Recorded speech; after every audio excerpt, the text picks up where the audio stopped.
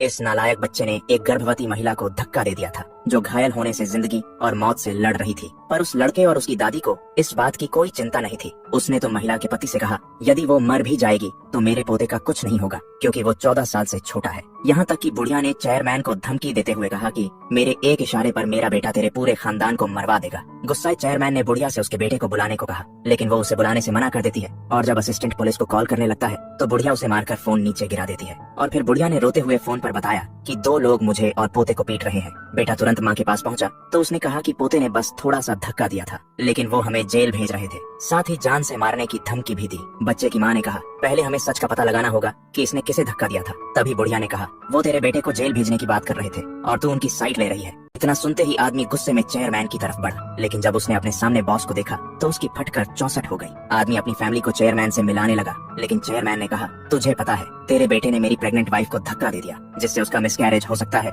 या फिर उसकी मौत भी हो सकती है। इतना सुनते ही आदमी घबरा गया, लेकिन तभी नालायक बच्चे ने कहा, इस आदमी ने मुझे मारा था इसलिए तुम इस आदमी की पूरी फैमिली को खत्म कर दो। जिस पर आदमी ने बेटे को एक जोरदार झापड़ पेल दिया। बेटे को पेलने के बाद आदमी चेयरमैन से माफी मांगने लगा, लेकिन चेयरमैन ने कहा, तुझे समझ में आ रहा है कि तेरे बेटे ने मेरी वाइफ को धक्का दिया जिससे वो मर भी सकती है। तभी बुढ़िया ने आगे आते हुए बेटे से कहा कि पहले इन लोगों ने हमें बुली किया था और इसमें मेरे पोते की कोई गलती नहीं है। चेयरमैन ने चिल्लाते हुए कहा, अगर तेरा पोता उसे धक्का नहीं देता तो वो इस हालत में नहीं होती। बुढ़िया ने कहा, अगर तेरी वाइफ का मिसकैरेज होता है तो इसमें हमारी कोई गलती नहीं है। बहू उसे रोकने की कोशिश करती है, लेकिन उसने चिल्लाते हुए कहा, ये 2 लोग मुझे और पोते को बुली कर रहे हैं जबकि तू उनकी साइड